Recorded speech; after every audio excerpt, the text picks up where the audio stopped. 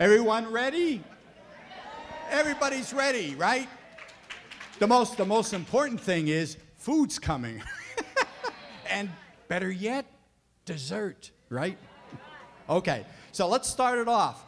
I'm very pleased to introduce you to the mayor, Domenic Sarno. Thank you.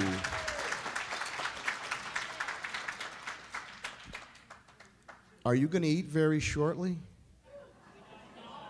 That concludes my remarks. Happy Easter.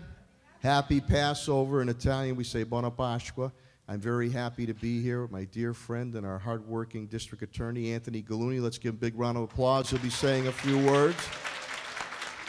I want to thank the credit unions for putting this forum together, and I want to thank my rock star in my office, my old high school classmate, too, Millie Johnson, who does a great job in my consumer affairs. I know she's helped you out a tremendous amount of time. And I want to give a big shout out to Mr. Raymond Jordan and his lovely wife, Donna.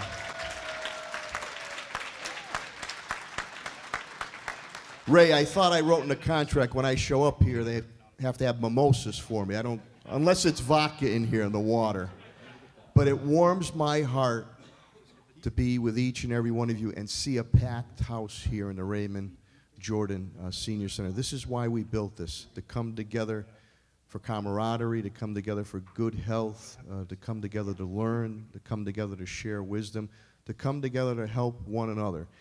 And these individuals, before I turn it over to District Attorney Gulluni, that try to prey on our senior citizens are absolutely despicable. Despicable. And through the DA, Millie Johnson, and the credit unions, we're here to help you, to give you the warning signs, to be aware of that. Or, God forbid, if one of these pieces of, and I can't say what I want to say, takes advantage of you through the DA, we'll go after them and teach them a lesson. So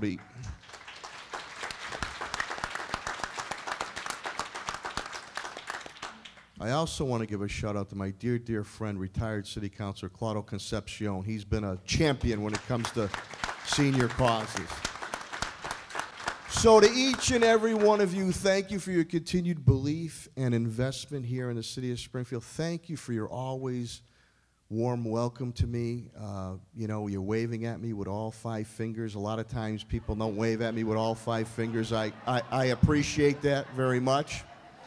So this is the best meeting of my day, believe me when I tell you. So again, happy Easter, happy Passover. In Italian, we'd say Buona Pasqua, and I will turn it over now to District Attorney Anthony Gulluni. Let's give him a big round of applause.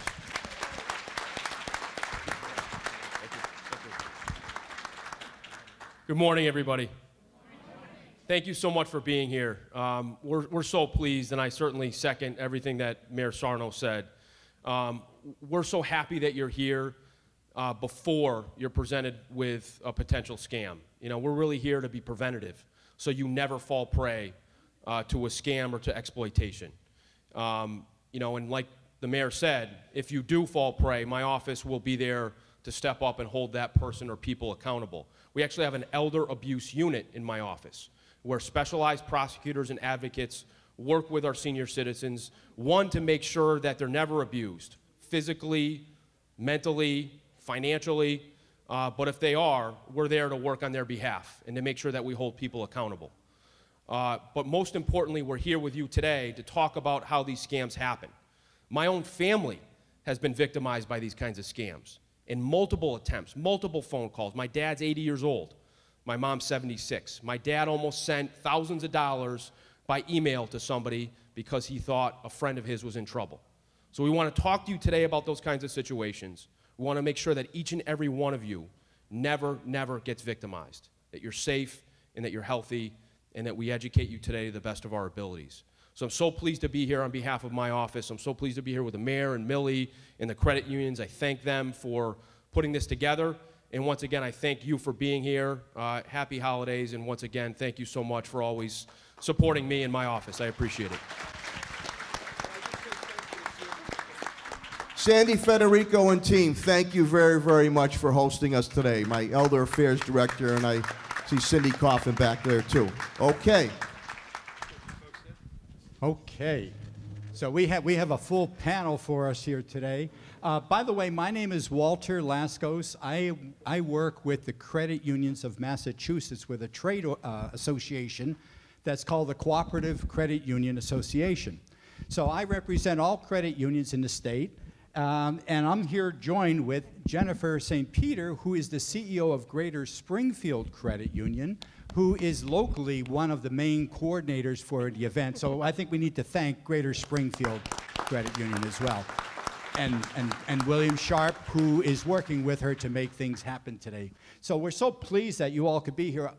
For the trade group that I work with, we've been in states from New Hampshire and Massachusetts, Rhode Island, and all the way down to Delaware. And I'll tell you, this is one of the biggest gatherings we had at a senior center thus far. And it's fantastic. And you know why it's important?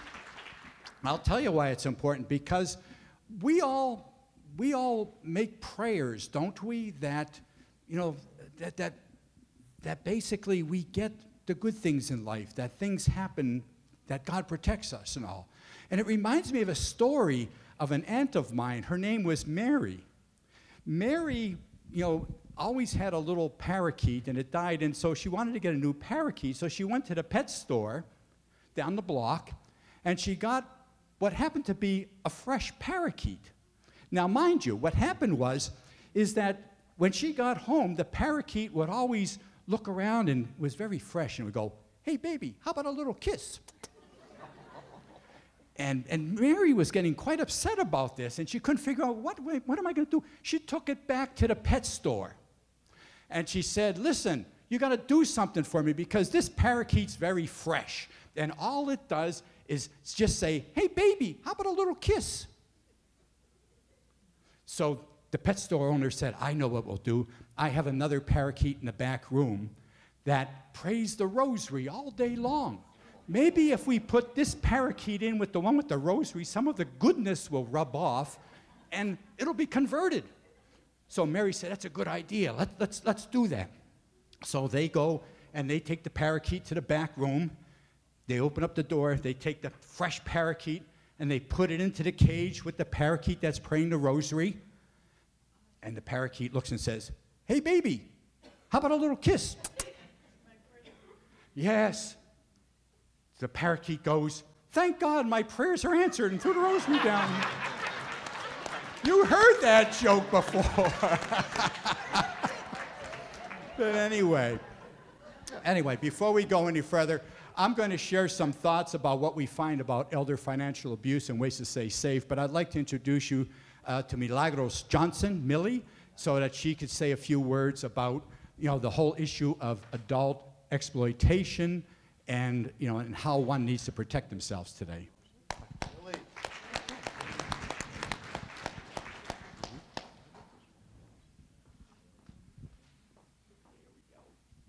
Hello, everyone.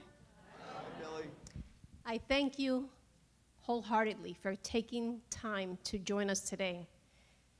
Education is the best prevention. That's our office motto. And that applies so much to scams, fraud, these predators targeting seniors. I'm extremely passionate about the work that I do. I think I've demonstrated enough throughout the work that I do, with the work that I do in the community. I've been here a number of times. I love my job. And because I love my job, I love what I do. And because I love what I do, I share my knowledge with you. Scams is happening. They happen every single day. They're taking advantage of everyone, particularly the seniors, because they're vulnerable. And they believe everything they hear. Today you're going to learn not to believe everything you hear, but what you hear today. What you hear here today is true. When someone calls you home, more than likely it's a scam. I hear about them every single day. Seniors call our office complaining, telling us their stories. Most of the time we're able to intercept the scam, meaning the consumer did not fall victim. They nearly did, but they didn't. But there have been cases where the consumer did give personal information. They sent out money via, Western Union. Someone came to their home. I can tell you countless stories. I can take up the entire event just telling you the stories that I hear. They are real. They are real. So please, I ask you, I plead with you to please pay attention, take note, and whatever you learn today, which I know it's going to be a lot, take it with you and share it with your loved ones. Share it with your neighbors, your friends, your colleagues, whoever you come in contact with, share it with them, because education is the best prevention. Thank you so much. Thanks, Millie. Okay, we're trying to keep things rolling here so we get the food out faster to you. So I'm going to turn the mic over to my colleague, Isaiah Moskowitz. Isaiah works with me to help get the message out on radio stations and a newspaper and TV. He's also shy about it, but he's also a radio guy back in Boston too. So, but here's Isaiah. Wow. Yeah, I'm a little shy. I want to thank this amazing panel. I know everybody here has lots to do, but this is just a great sign that shows me that you take this very seriously. Elder financial abuse is a $40 billion problem in our country. $40 billion reportedly is what these, I can't say the certain words that we want to use, but let's say these losers are taking from not only the elderly, but everybody. Everybody is a target. So what we do at the Cooperative Credit Union Association, we work with the local credit unions. We work with the local financial institutions to try to help. If you think about it, think about what a credit union is. That very well could be the last line of defense, where you come in and you ask to take out $50,000 because you've been scammed. We need to stop that. So we have a program called CU Senior Safeguard, which helps educate not only all of the employees at the credit unions, but you folks, myself, my family, your family, caregivers, and everybody. So there's information on your tables that you'll be able to see, and there's a website on there that you can look at, and it's really good information. And what I'd like to do right now is I'd like to just ask a few questions. Jennifer, I'll start with you. Jennifer, at your credit unions, you see things. I know you've seen things. You've seen these horrible things go down. What exactly, what can you tell the people in this audience? What should they do if they feel like they're being scammed? Can they come to you? You can always come to us. We have a staff that has been fully trained, every single staff member, and we've been for many years. We've seen a lot of different scams happen, and we've guided a lot of different people, elderly and not, through them. And anytime you're questioning whether something is legitimate, please come in and talk to us. We can help out with that. Thank you. I mean, just one credit union here has stepped up and put all of these people in this room. So a big round of applause to Jennifer and her whole team at Greater Springfield Credit Union. That's our job. Our job is to get all of the credit unions and all of our political friends and all of our community members to come together. So, Mr. Mayor, let me ask you a few questions. When it comes to this elder financial abuse, from your office, I mean, this is a $40 billion problem every year. What can we do? Well, first of all, Millie Johnson, and again, my old high school mate at the High School of Commerce, has done a tremendous job, and many times the calls will whether come to my office or her or my house, and we direct those individuals how we can help them out. But just some basic things. Head, heart, and gut. You know when you get that sixth sense that something doesn't seem right? The DA alluded to his parents getting calls. I know my dad still gets calls. I get calls. Sometimes you'll get a phone call, and if a message is left, you're expected a discount here if you call back this number on it. That's not so. Millie will go into that. You'll get calls indicating from the IRS, if you don't pay this thing, we're going to come arrest you. Well, that's full of you-know-what. That's not so. You'll get calls saying that, Dear Auntie M, she's in trouble in Honduras, and she needs help. Please send money. That's not so. So head, heart, and gut, when something doesn't feel right, and organizations, they're never going to call you like that. Never give up any information. Don't even take the call, or even better, if you have that information, get it to a Millie Johnson, get it to our police departments, or get it to the DA's office. These are all scammers.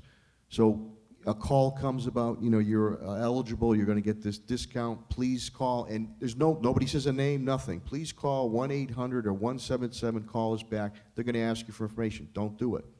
Somebody is, a dear friend or relative needs help, needs money sent. Don't do it. And also, a lot of these calls, as far as, don't even pick them up. Because what they do sometimes now is they can get your voice. All they want you to say is yes or no. And then they have voice identification.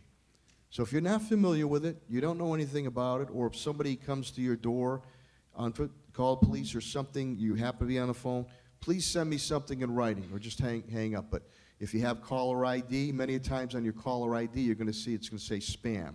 Or if it's a number that you're not identifiable. There's a lot of spoofing going on, too. Oh, geez, John Smith's car. I know John. That's not even John's. So again, head, heart, and gut. Something, boy, this doesn't seem right.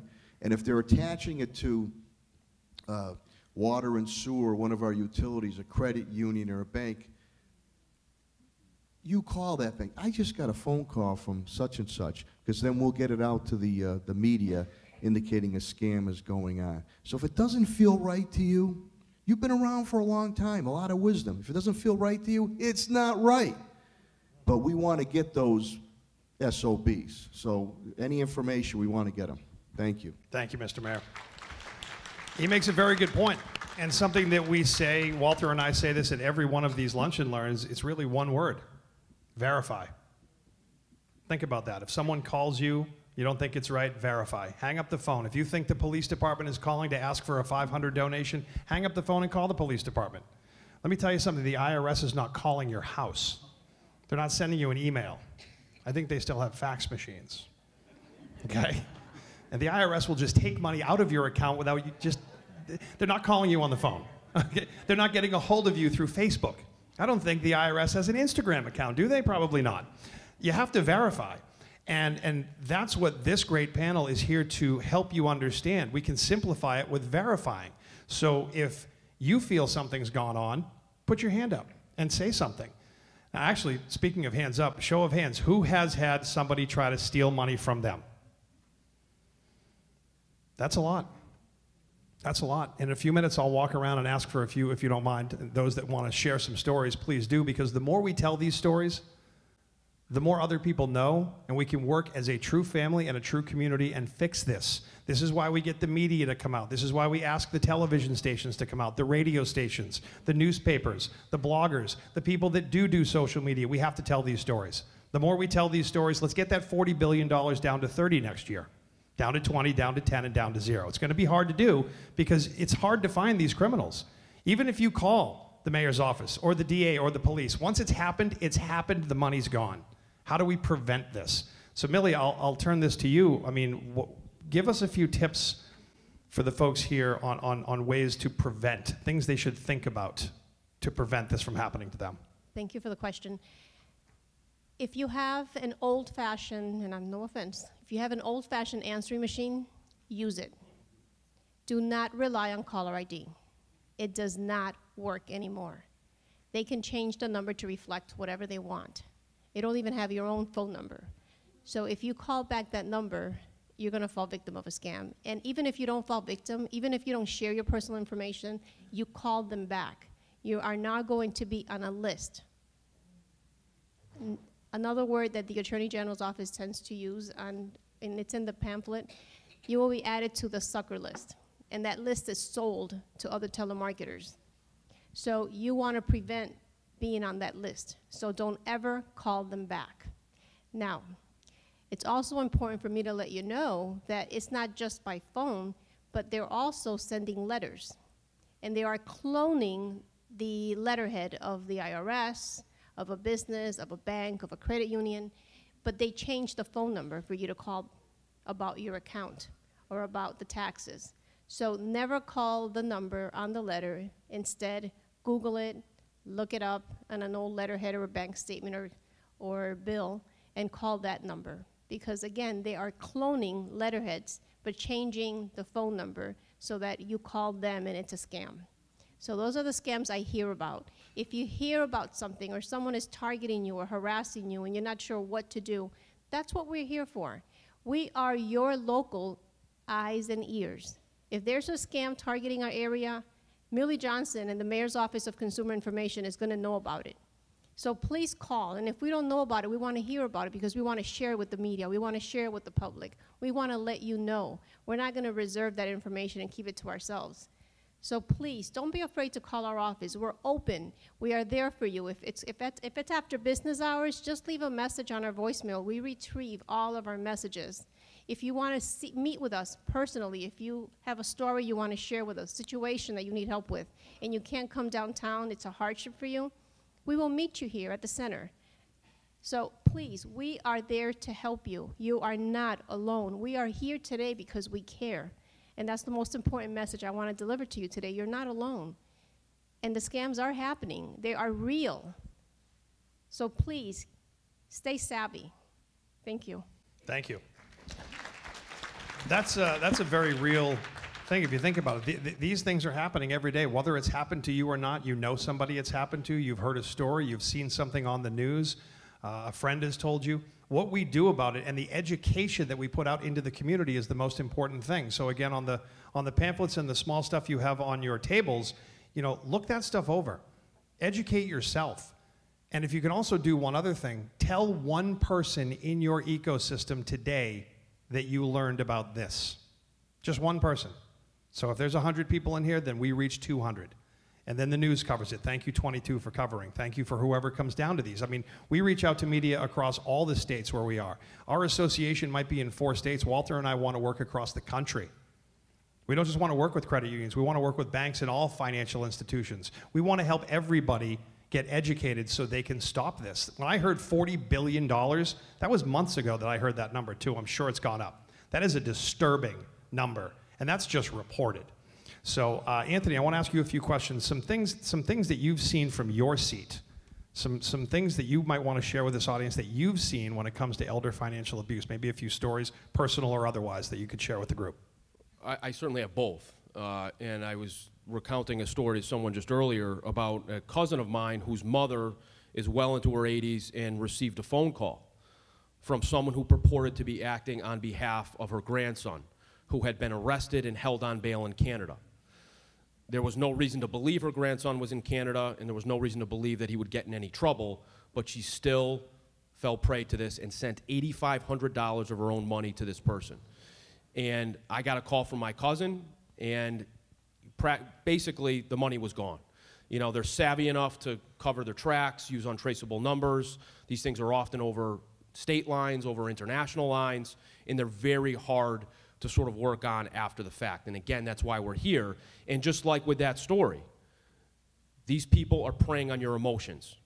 They're preying on your sympathy. They may call after a hurricane and say, hey, we're collecting money for people in Louisiana or wherever this tragedy has happened. They'll prey on your compassion. They'll prey on your fears and say your grandson is in trouble. Your nephew is in the hospital. He needs money right away. So what we tell people, and we do a lot of this, we have a program that we call Education Against Senior Exploitation, or EASE. My office does this. We go out to senior centers and speak to senior citizens throughout the year. And what we say first and foremost is never act alone and never act in haste. So if you get one of these calls and you're not sure it's a scam and you start having these conversations, step back.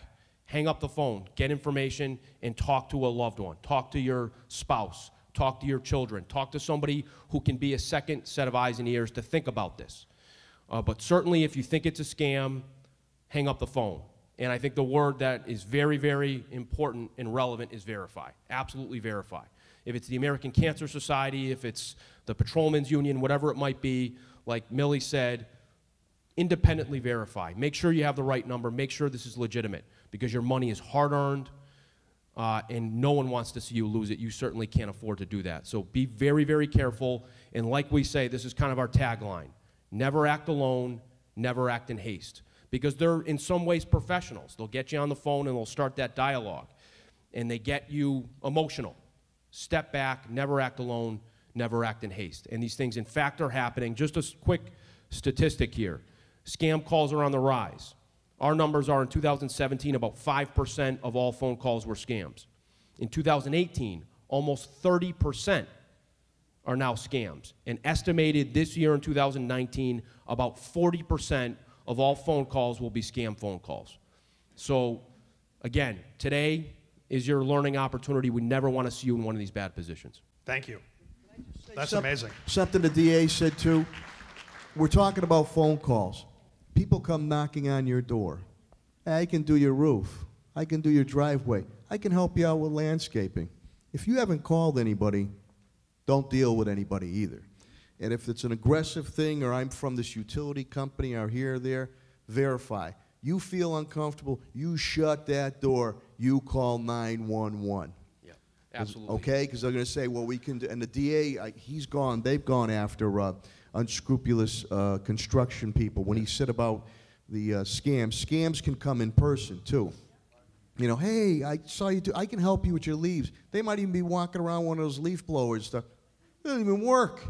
So anybody comes to your door and says, you know, I can take care of that roof. I can take care of that driveway. I can do that yard.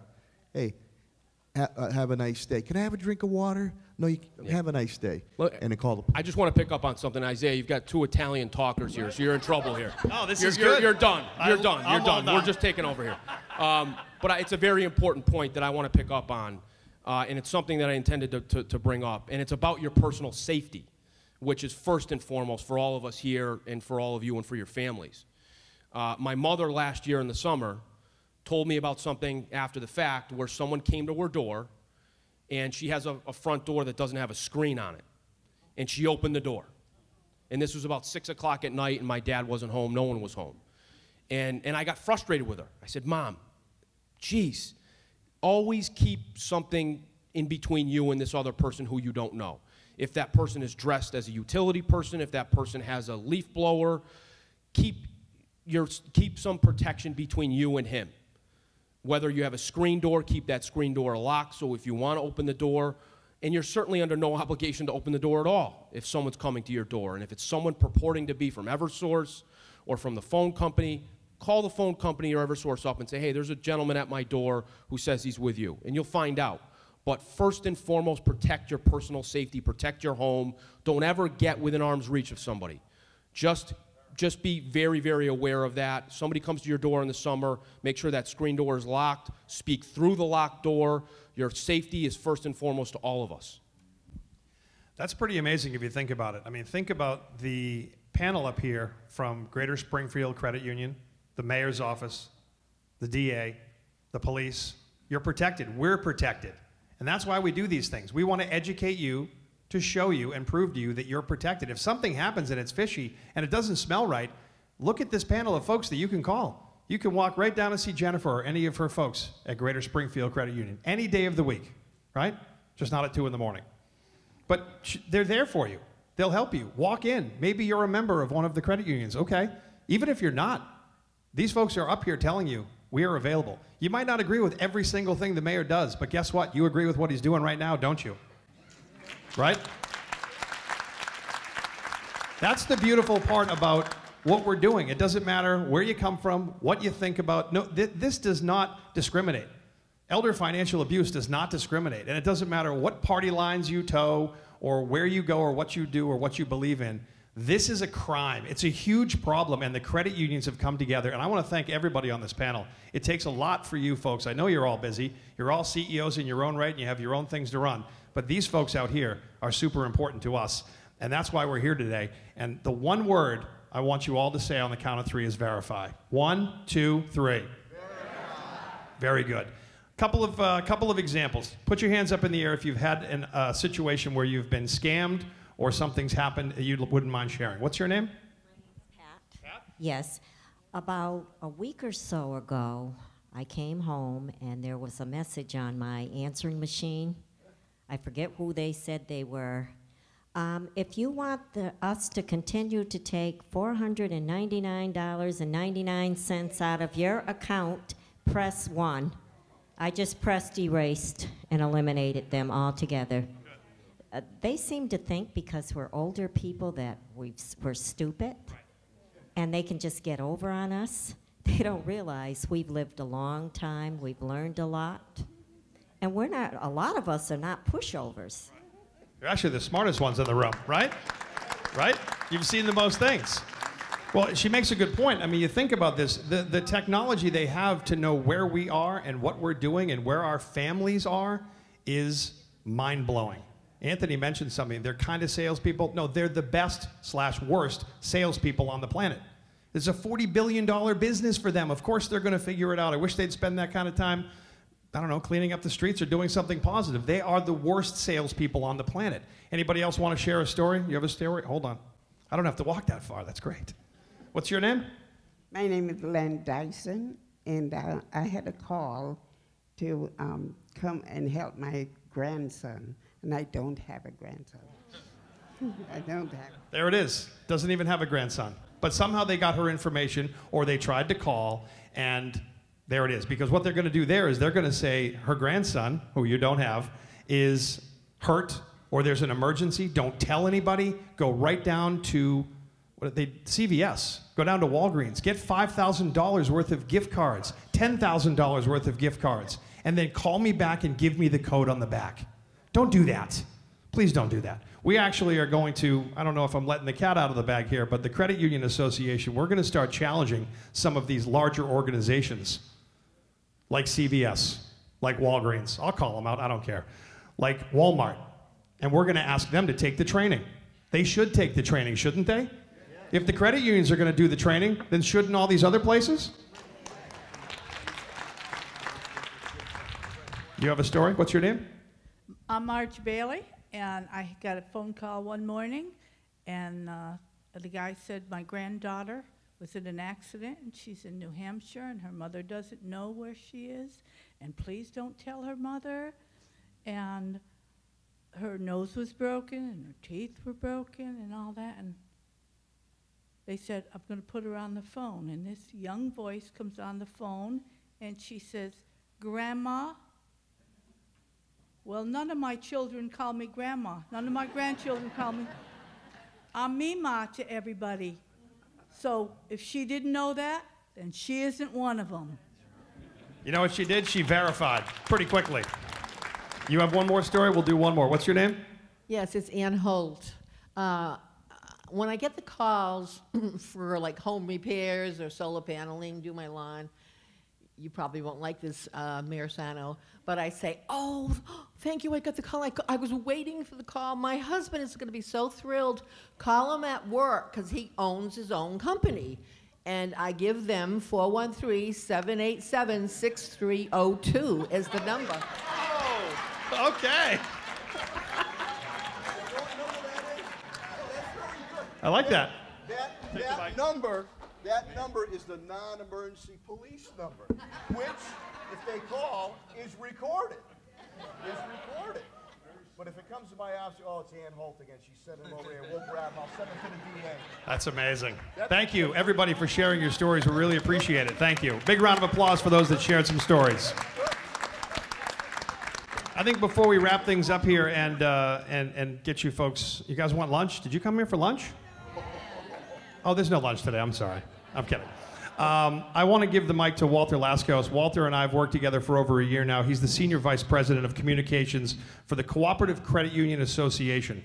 So we represent 200 different credit unions in Massachusetts, in New Hampshire, in Rhode Island, and in Delaware. And we do this everywhere we possibly can. So people like Jennifer and Bill, thank you, wherever Bill is. I know where Jennifer is. They put this on today. Big round of applause for Greater Springfield Credit Union. I mean, this is what we need in every single town and city across America. So I just want to give the mic to Walter and just have him give you a little kind of a bird's eye view of how this even came about and how CU Senior Safeguard is here and what we're doing about it on a daily basis. Walter. Okay, thank you, Isaiah. Did he do a good job? Oh, yeah, he's good. Well, listen, folks, let me start here. Why would you think credit unions are behind something like this? Right now, we are different than the banks. The banks run their business, we run our business. We're all do the business of banking. But credit unions are different because we are owned by the members who put their money in the credit union. We're a financial cooperative, okay? And part of what makes us different and makes us a cooperative is that there's several principles, like values that we hold that distinguish us and distinguish our business model. One of them is giving back to the community. So you'll see a lot of credit unions doing a lot of good charity work back to the community. It's very important for us. The other is education. Educating our members, educating communities so that they can grow in their wealth and in their financial management. So about 2 years ago, our credit unions got together and we did a survey and we found out just how bad senior financial exploitation is. So after we found that out, we put together a program with a big company out of Washington, D.C. It's online. It's called CU Senior Safeguard. And that program was used by all the different credit unions that are our members to educate their staff to be able to recognize the signs of elder financial exploitation. So if somebody comes into the credit union and they're asking to take out like, $10,000, they're going to get asked a number of questions. We engage in conversation to find out what's this for, what's going on, so that we can make a determination. As a matter of fact, we're responsible back to the lawmakers that we do this kind of thing so that we could help protect our members. And credit unions are very much on top of that. And then what we did is, in addition to educating our staff, we put a version of this same program available for elders, for their caregivers, for their family members on bettervalues.betterbanking.com on our website. As a matter of fact, on that website, you could go and take this program.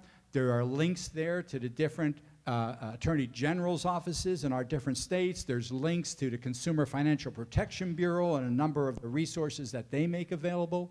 So it's kind of like a great little resource that maybe you might want to visit, or you may want to have your family members or caregivers visit so that they too could get some education on this.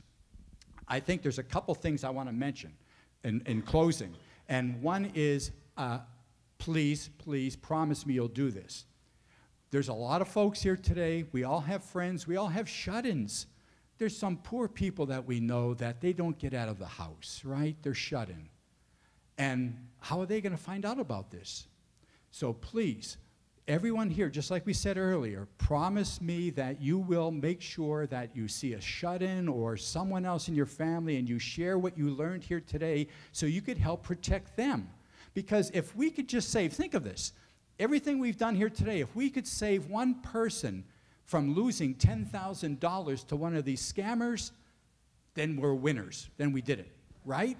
So please promise me that you will share this with someone else in your family, a shut-in, or someone in a church that you go to. Okay? Promise? All right, we're going to have a great Easter, aren't we? And I guess I want to say to the mayor and to the district attorney, I may be Polish, but my wife is Siciliana. So, hey, you can't look at me. I keep on talking too, and I'm preventing you from having lunch. So thank you so much for coming here. A round of applause again for our panelists, for Isaiah, and to all of you for what you're going to do. Thank you.